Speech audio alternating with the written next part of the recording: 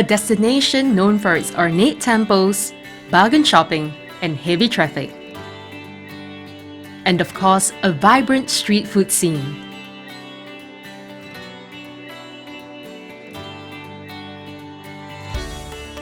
But scattered around the bustling city of Bangkok are pockets of greenery and tranquility not often seen by tourists. I discovered one such green gem tucked discreetly along the busy Nang Linji Road in the commercial district of Sathorn. A kindergarten for children aged 1.5 to 5 years old, setting foot into Raintree International School brought about a surprising sense of serenity. This beautiful Raintree right here was a source of inspiration for the school's name and is one of 2 such clusters on the premise. Well, right from the start, the founders felt it was important to preserve these large 30-year-old trees, and so the architects took up the challenge of designing around these trees and came up with a unique S-shaped layout for the school. Greendwell Architects' respect for the environment won them the ASA Emerging Architecture Award for Sustainable Design. Their director, Siritip Harnatweewongsa, immediately saw the value in preserving one of the few green plots in Sathorn. It's an asset that we want to keep for our kids because urban kids, we don't have that many chance to run around under these big trees except in the parks. So especially for school and learning environment, it's really important to us. As an extension of her belief in design that nurtures people and the environment, Siritip is passionate about nurturing up-and-coming designers by sharing her industry expertise. It's something I love to do, and I think it's also a necessity because I think my generation would come and go, but then their generations are also the ones who could come and turn the tide. Because to me, we're at the stage where architecture needs to be a lot more sustainable than maybe decades before, and it's not in our generation's hands only, and it needs the newer generations to come and engage and understand the problems. That's also why Siritip is a regular speaker and judge at Asia Young Designer Awards, the region's largest student award for architecture and interior design. Since 2008, AYDA has seen close to 30,000 entries across 1,000 universities and colleges. And you have been involved with AYDA as a judge since 2011. Yes. What motivates you to keep doing this year after year? Well, I love working with AYDA, and I think the main reason is that I think we share the same belief, we share the same value in sustainability, and also share the same value that you have to nurture the young in order for us to make changes, big changes in the future. Back in 2016, Ferdy Chang won an AYDA Gold Award for Modern Farmland, a sustainable mixed development concept that would function as an add-on to a prison complex. Integrating a restaurant, farm and retail space, Ferdy's interior design idea envisioned a pre-release center for inmates with good behavior, where they could receive job training for reintegration to society. With an aim to continually nurture young design talents, AYDA's organizers decided to surprise Ferdy with a refresher 3 years into his career. AYDA brought him from Jakarta to Bangkok for an exclusive learning experience, where Ferdy would not only get to see a design icon's work in real life, but be taken on a personal tour of Raintree International School by Siritip herself. It's very exciting because I only read about her in the internet, and now that I'm able to meet her in real life and have her explain to me how this works, it's very inspiring. Really look forward to it. Now that we've met Siritip, I understand you're going to take us on a tour of your 3 favorite features? Yes. Okay, are you ready? Yes, would be happy to. Wow, what's this? And here we are. This is what I would call a wind channel. So it's one of my favorite features of the school, and it's quite a bit challenging to design during the design process. Okay. And the wind channel, the reason we need it is because the school has quite a limited wind access due to its long and narrow shape. But then we want the kids to be able to run around under the breeze, and we're connecting the back court to the front court. So that's why we punched this hole. And the reason is because the wind generally it should come from that side. But because we have a lot of obstruction, since it's kind of like within the city, so we ran the simulation for the ventilation. It turns out that the wind comes from the back and it goes towards the front. So there's no way we could bring the wind into the play space if we don't punch this hole. So it's quite challenging because you need classroom space, but you also need this hole, so you have to balance like how big a hole is to be able to bring the wind here and then to the front court and out. The thing that I noticed is that you have a big void here, and then like this kind of seating features. Yes. Is this intentional? Because Not I love really. It looks Not a bit really. like a natural garden. What's going on here? Yeah, the strange thing is that this was initially intended to be a place for the tree. So we want to have another big tree under the skylight. We feel that it gives like a cozy feeling for the kids. But then as it turns out that later on during the design stage, we realized that, hey, we have lots of trees here. Why have this one more? So we have this. So it ended up being kind of like this, a bit sunken down, and didn't intend to be used only just transitional space. But then now it turns out to be quite a popular space for the kids. They would gather around here, sing and dance, and you see there are some like musical instruments here. Because it's breezy, it's windy, so they like to sit here. It became a popular spot unexpectedly. So I'm glad that happens. I don't think just the kids would love it. I will also love it in my office as well. Well, I'm glad you like it. Yeah. I'm glad you like It's it. very nice. Very nice. What's next? Well, let me take you to the next spot. Looks like we're moving from indoor greens to outdoor greens. Is that this right? was your step. Okay. That's right. What you see here, these are the big trees that are actually existing trees with the site.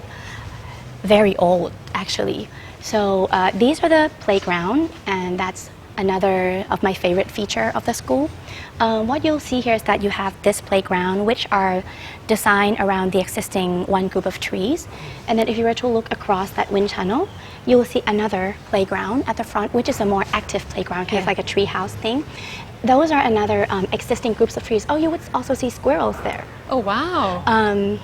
So these are like the two playgrounds that naturally are not really designed, but are naturally here because we design a building surrounding the two existing groups of trees. I see.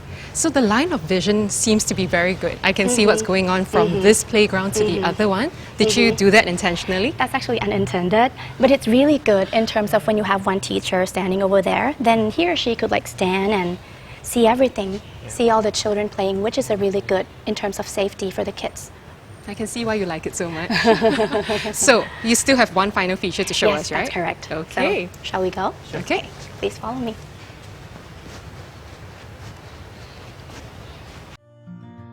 Here is our classroom on the second floor, which is sufficiently daylit. We intended for all the classrooms in this school to have sufficient daylight because we know that light is good for the kids' learning and it feels good to be in the presence of daylight. So we designed, if you see that striped window here, it's a tall window called clear story window. What it helps is that it helps distribute daylight deeper in space. So for a big classroom like this actually really helps. And in combination with this slanted ceiling, it helps that all the room gets daylit. And actually we feel a lot better like spending time in daylit space as It well. does feel very calm and peaceful. Yeah. Just a different Well, vibe altogether. I'm glad you feel that way. So Siritip, I'm very curious to find out where in Bangkok would you personally recommend to someone who loves design? Okay, I think there's a lot of good architecture in Bangkok that you could visit. But to me personally, we work on a lot of residential projects, and I personally like a place called Jim Thompson's House Museum. It's a really you could call a well-curated place that you could see vernacular architecture, specifically residential architecture. It's really beautiful and really well managed. I would strongly recommend to go there. I'm adding that to my list. Okay, great. Freddie, before we wrap up and officially leave, do you have any other questions about design or career that you would like to ask Siritip? I actually do. Okay. I'm quite curious how you're able to manage such an inspirational and creative design workflow Okay. while, in the midst of tight schedules and deadlines we often designers and architects has to face during our career. Well, first of all, thank you. And I think that's a really good question and a very tough question to answer. I'll try to answer from my perspective. I wanted to use this project as an example. I love working on this project a lot. And when you work to love on something, then you could feel the drive of working on it every day. And this project is a really good collaboration between the architect and the owner. We work with them from day one. We share the same vision, and that's why we could grow together, develop towards this completed building, which I would say I love it a lot. And we don't really stop there. It's actually really, this school is actually operated for 3 years now, and we still call the owner. We ask about the feedback, is there anything we could improve, and if there is anything we could learn from it. For example, like I was curious myself about how is a day-lit building, day-lit classroom help the kids to learn. So I was asking her, I'm not sure whether it helps the kid to focus or is it a distraction. So the reply that I get, the comments from the teachers that they would describe the students here as calm. They think that the kids with a fully glazed window or well daylit room, they are able to actually focus more on what the teacher has to say. The reason is because they don't feel that they're trapped inside. They look out, they see the greeneries, they feel that, okay, they could go out wherever, whenever they want. So this is a good thing, and it's also a learning point for us as well, so that we could sort of improve our next project. I think it's so encouraging to hear that clients and designers can work well together to achieve even more. It's not to say that we don't have any design or construction issues, but we overcome that through collaboration until the project is being realized. And I think it's not just realized and finished, but your design are still growing, even until now, right? Yes, that's right, because you see people and kids, they are even growing up, and then they learn from this space, and you see the trees are growing up and hopefully fill up this courtyard space. It's beautiful. Thank you. Thank you so much, Siritip, for Very taking us welcome, around. Victoria. And Freddie, thank you for asking great questions as well. Thank you so much for the Very tour. welcome. It was very inspirational and it's very eye-opening. I'm Thank glad you you so like much it. for the tour. Very welcome, Thank Freddie. you.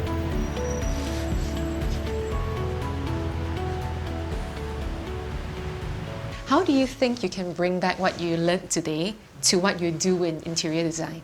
It's more into the mindset and how the way she handles the concept from the scratch to finish, and the way she thinks that a lot of the constraint, not as a constraint, but also like a supporting pillars of her design, and it's really inspiring.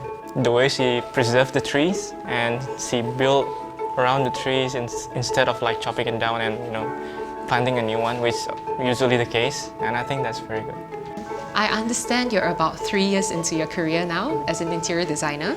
How different would you say your experience at AYDA summits are compared to real life in the working world?